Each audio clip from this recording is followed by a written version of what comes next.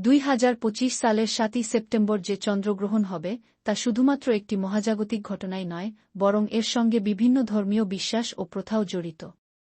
এই গ্রহণের সময়সূচি অনুযায়ী দুপুর 12:57 সূতক সময়কাল শুরু হবে, যা গ্রহণ শুরুর প্রায় 9 ঘণ্টা আগে। ঐতিহ্যগতভাবে এই সময়কে অশুভ বা দূষিত বলে মনে করা হয় এবং এই সময়ে কিছু ধর্মীয় নিয়মকানুন পালন করা হয়। এরপর রাত 8:57 গ্রহণ শুরু হবে, রাত 11টায় পূর্ণগ্রাস গ্রহণ শুরু হবে এবং রাত 11:42 গ্রহণ তার সর্বোচ্চ সীমায় পৌঁছাবে। অবশেষে রাত 12:22 গ্রহণ শেষ হবে। গ্রহণের সময় কিছু নির্দিষ্ট কাজ করা উচিত এবং কিছু কাজ থেকে বিরত থাকা উচিত। আধ্যাত্মিক শক্তি বাড়ানোর জন্য মন্ত্র জপ, প্রার্থনা, ধর্মীয় গ্রন্থ পাঠ এবং ধ্যান করা যেতে পারে।